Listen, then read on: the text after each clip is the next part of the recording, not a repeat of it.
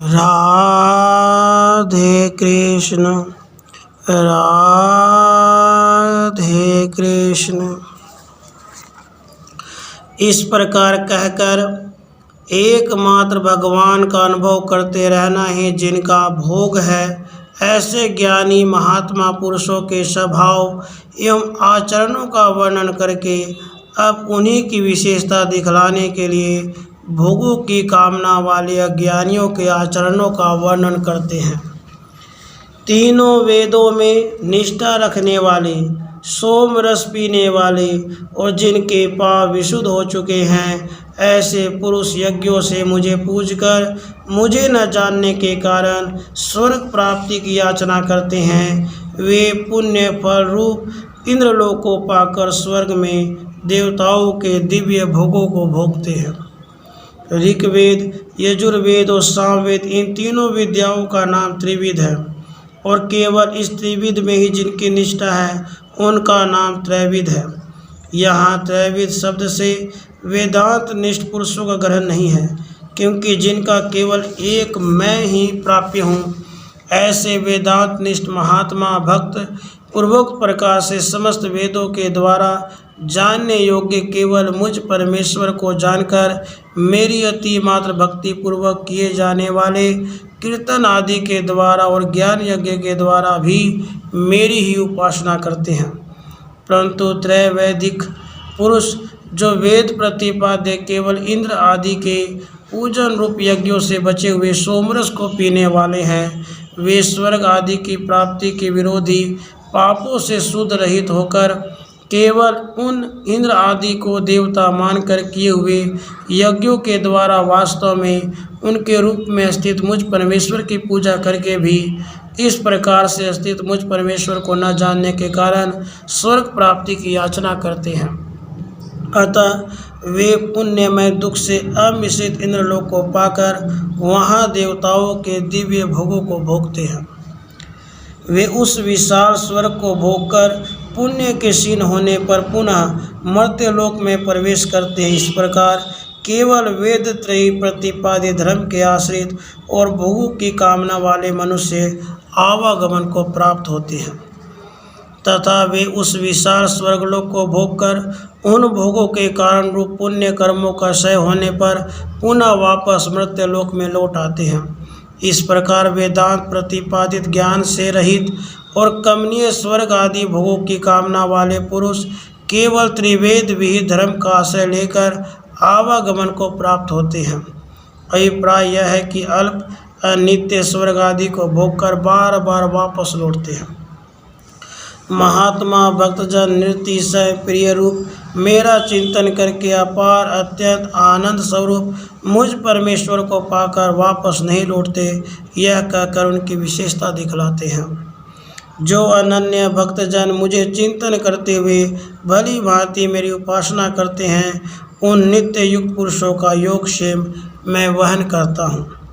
मेरे चिंतन के बिना शरीर धारण करने में असमर्थ होने के कारण केवल एक मेरा चिंतन ही जिनका प्रयोजन है, ऐसे अन्य प्रयोजन से रहित जो महात्मा भक्तजन मेरा चिंतन करते हुए मेरी उपासना करते हैं, समस्त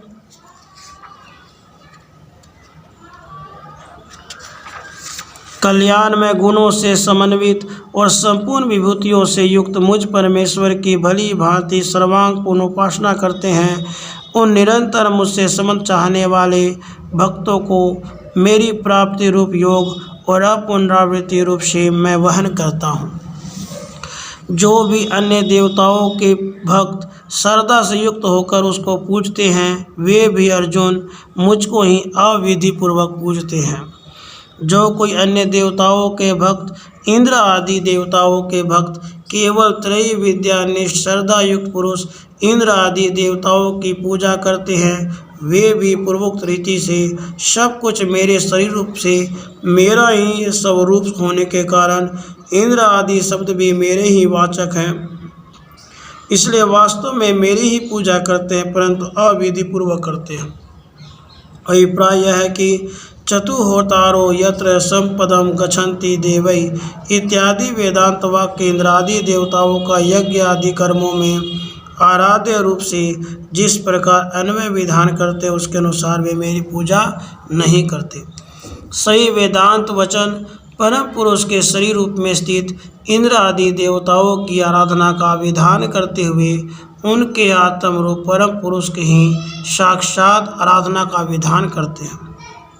उपयुक्त श्रुति वाक्य का अर्थ यह है कि अग्निहोत्र, दरस, पौर्णमास आदि कर्म करने वाले चार होतागण जिस परमेश्वर के आत्म रूप में स्थित रहने पर ही उसके शरीर रूप इंद्र आदि देवताओं के साथ संपत्ति समान पदवी को प्राप्त होते हैं।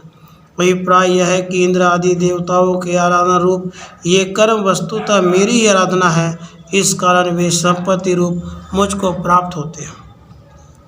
इसलिए त्रैविद्या निष्कामी पुरुष इस बात को नहीं जानते कि ये समस्त कर्म इंद्र आदि देवता जिसके शरीर हैं उस परम पुरुष की आराधना है और वही आराध्य देव, इसलिए वे परिमित फल के भागी एवं पतन स्वभाव वाले हैं। यह बात अगले श्लोक में कहते हैं, क्योंकि मैं ही सब यज्ञों का भोक्ता और प्रभु भी हूँ, परंतु वे मुझको तत्व से नहीं जान सकते, इसलिए गिर जाते हैं। प्रभु भी मैं ही हूँ, इस कथन का अभिप्राय यह है कि उनके रूप में फल प्रदान करने वाला भी मैं ही हूँ। अहो, यह महान आश्चर्य है कि एक ही कर्म करने वाले केवल संकल्प के भेद से कोई तो अति तुच्छ फल के भागी और पतन स्वभाव वाले होते हैं एवं कोई अपार अतिशय आनंद स्वरूप परम पुरुष की प्राप्ति रूप महान फल के भागी और वापस न लौटने वाले होते हैं। यह बात कहते हैं। देववर्ती देवताओं को प्राप्त होते हैं, पितृवर्ती पितरों को प्राप्त होते हैं, भूतों के पूजक भूतों को प्राप्त होते हैं और मेरा पूजक मुझको प्राप्त होता है। यह वत सब संकल्प का वाचक है। जो देववर्ती है, 10 पौर्णमास आदि कर्मों के द्वारा हम इंद्र आदि देवताओं का पूजन करेंगे। इस प्रकार इंद्र आदि देवताओं के पूजन विषय संकल्प वाले हैं, वे इंद्र आदि देवताओं को पाते हैं। जो पितृयज्ञ आदि के द्वारा हम पितरों का पूजन करेंगे, इस प्रकार पितृ पूजन विषयक संकल्प वाले हैं, वे पितरों को पाते हैं।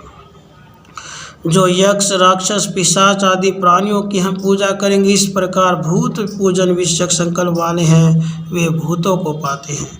परंतु जो उन्हीं यज्ञ आदि के द्वारा देव पीतर और भूत जिसके शरीर हैं उस परमात्मा वासुदेव भगवान की हम पूजा करेंगे, इस भाव से मेरा पूजन करते हैं, वे मेरा पूजन करने वाले मुझको ही पाते हैं।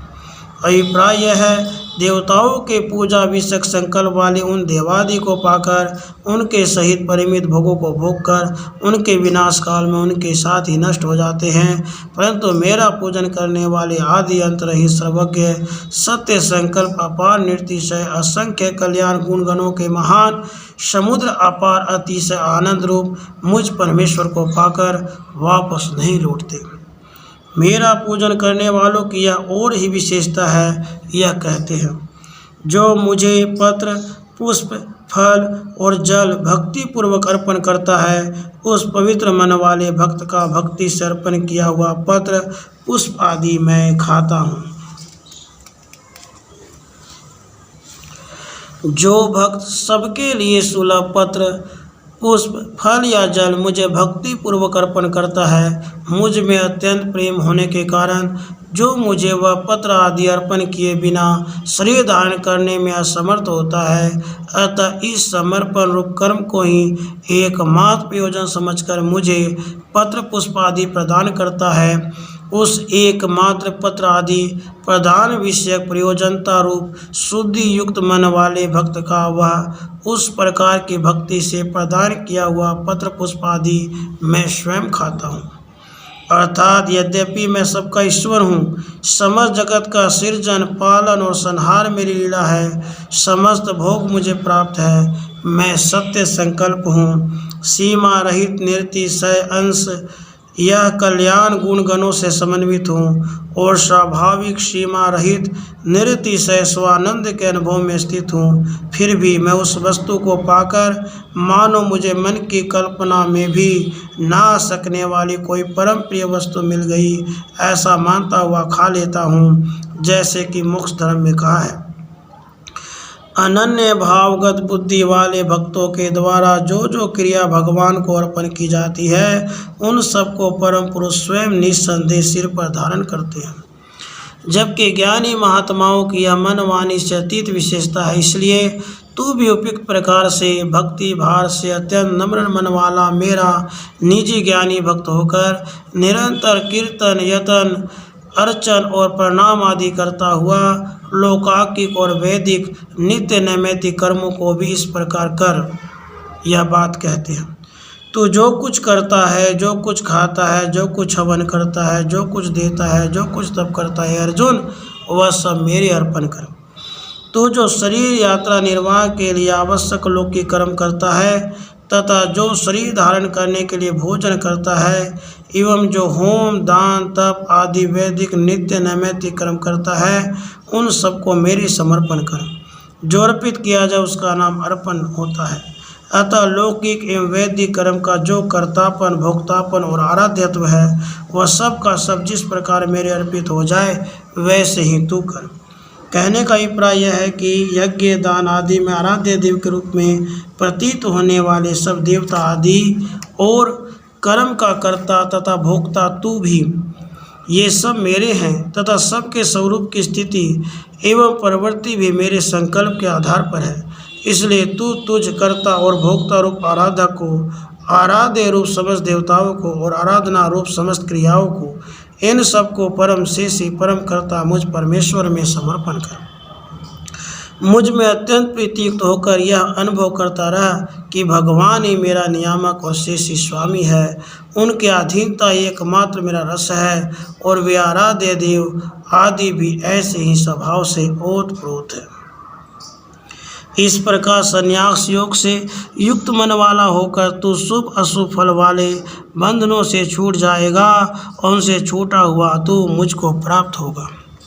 इस प्रकार संन्यास नामक योग से युक्त मन वाला होकर मेरी दासता और अधीनता ही एकमात्र जिसका स्वभाव है, ऐसा अपने को समझकर और समस्त कर्मों को मेरी आराधना समझकर लौकिक और वैदिक कर्मों को करता हुआ तो शुभ अशुभ फल प्रदान करने वाले मेरी प्राप्ति की विरोधी अनंत प्राचीन कर्म रूप संपूर्ण बंधनों से छूट जाएगा। उनसे छूटकर मुझको ही प्राप्त होगा। मेरे इस लोकातिशय स्वभाव को सुन। सब प्राणियों में मैं सम हूँ, मेरा समभाव है, ना कोई द्वेष मात्र है ना प्रिय है। परंतु जो मुझको भक्ति से भजते हैं वे मुझ में हैं और मैं भी उनमें हूँ। जो देव मनुष्य त्रियक और स्थावरों के रूप में स्थित हो रहे हैं तथा जाति आकार स्वभाव और ज्ञान के तारतम्य से अत्यंत श्रेष्ठ और निकृष्ट रूप में विद्यमान हैं, ऐसे सही प्राणियों के प्रति उन्हें समाश्रय देने के लिए मेरा संभाव है। यह प्राणी जाति आकार स्वभाव और ज्ञान आदि का निकृष्ट है। इस भाव से कोई भी अपनी शरण प्रदान करने के लिए मेरा द्वेष पात्र नहीं है, अर्थात उद्वेगप्रद समझकर त्यागने योग्य नहीं है तथा शरणागति के अधिकता के सिवा अमुक प्राणी जाति आदि से अत्यंत श्रेष्ठ है। इस भाव को लेकर अपना समाश्रय देने के लिए मेरा कोई प्रिय नहीं है। इस भाव से मेरा कोई ग्रहण करने योग्य नहीं है, बल्कि मुझ में अत्यंत प्रेम होने के कारण मेरे भजन के बिना जीवन धारण न कर सकने वाले, जो केवल मेरे भजन को ही अपना एकमात्र प्रयोजन समझने वाले भक्त मुझे भजते हैं, वे जाति आदि से चाहे श्रेष्ठ हो या निकृष्ट, वे मेरे समान गुण संपन्न होकर मुझ में ही बरतते हैं और मैं भी मेरा श्रेष्ठ भक्तों के साथ जैसा बर्ताव होना चाहिए उसी प्रकार उनके साथ बरतता हूँ।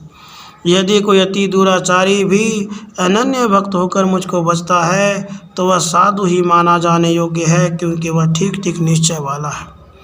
उनमें भी फिर उन जाति विशेष में उत्पन्न होने वालों के जो जो ग्रहण करने योग्य और त्याग करने योग्य आचरण हैं, उनके विचरित आचरण करने वाला जो कोई मनुष्य यदि अनन्य भक्त होकर केवल मेरे भजन को ही अपना एकमात्र प्रयोजन समझने वाला होकर उपयुक्त प्रकार से मुझे भजता है तो उसे साधु वैष्णवों में आगे बढ़ा हुआ ही मानना चाहिए, अर्थात पूर्वोक्त महात्माओं के समान ही परम सम्मान्य समझना चाहिए।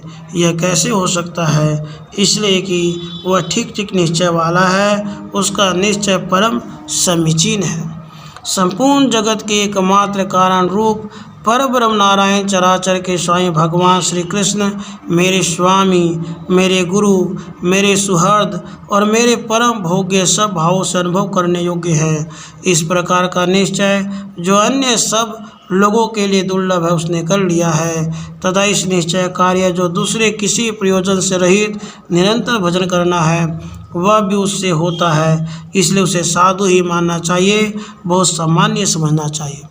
अभिप्राय यह है कि ऐसा निश्चय और उस निश्चय कार्य उपयुक्त भजन इन दोनों के संपन्न हो जाने पर उस पुरुष का जो आचार व्यतिक्रम विपरीत आचरण दोष है वह बहुत छोटा है, इसलिए इतने से दोष के कारण उसका अनादर नहीं करना चाहिए, बल्कि उसे बहुत सम्मान योग्य समझना चाहिए। यहाँ शंका होती है, जो पुरुष दुष्ट आचरणों से विरत नहीं है, जो शांत नहीं है, जो समाहित नहीं है, अशांत मन वाला है, वह इस आत्मा के ज्ञान द्वारा नहीं पा सकता इत्यादि श्रुतियों से सिद्ध होता है कि विपरीत आचरण उत्तरोत्तर बढ़ने वाले भजन के प्रवाह को रोकने वाला। इस पर कहते हैं, वह शीघ्र ही धर्मात्मा हो जाता है और सदा रहने वाली शांति को प्राप्त होता है। हे कुंती पुत्र, तुम प्रतिज्ञा करो कि मेरा भक्त नष्ट नहीं होता, बिना किसी अन्य प्रयोजन के केवल मेरे प्रेम वश किए जाने वाले मेरे भजन से उसके सारे पाप धुल जाते हैं। इसी से उसके रजोगुण और तमोगुण समूल नष्ट होकर वह शीघ्र ही धर्मात्मा बन जाता है। शीघ्र ही विरोधी गुणों से रहित एकमात्र मेरे सर्वांगपूर्ण भजन में ही मन लगाने वाला हो जाता है, क्योंकि इस प्रकार के भजन को ही प्रारंभ में धर्मस्य परंतप इस प्रकार धर्म के नाम से कहा गया है। फिर वह शाश्वती सदा रहने वाली शांति को प्राप्त हो जाता है। मेरी प्राप्ति की विरोधी आचरणों को आत्यात्मिक निवृत्ति रूप सनातनी पुनः न लौटने देने वाली स्थिति को प्राप्त हो जाता है। हे कौन्ते, हे भैया अर्जुन, इस विषय में तू स्वयं प्रतिज्ञा कर कि मेरी भक्ति में लगा हुआ पुरुष विरोधी आचरणों से मिश्रित होने पर भी नष्ट नहीं होता, बल्कि मेरी भक्ति की महिमा से समस्त विरोधी समुदाय का नाश करके सदा रहने वाली शांति को विरोधी निवृत्ति को प्राप्त करके शीघ्र ही परिपूर्ण भक्तिमान हो जाता है। हे अर्जुन, मेरा आश्रय लेकर स्त्रियां, वैश्य और शूद्र अथवा जो कोई भी पाप योनि हो वे भी परम गति को प्राप्त हो जाते हैं। स्त्रियां, वैश्य, शूद्र और पाप योनि वाले जीव भी मेरी शरण लेकर परम गति को प्राप्त हो जाते हैं। फिर पुण्य योनि ब्राह्मणों और राजसी भक्तों के लिए तो कहना ही क्या है, इसलिए तू इस अनित्य और सुख रहित मनुष्य शरीर को प्राप्त होकर मुझको ही भज। फिर पुण्य योनि वाले ब्राह्मण और राजर्षिगण मेरी भक्ति का आश्रय लेकर परम गति को प्राप्त करे, इसमें तो कहना ही क्या है।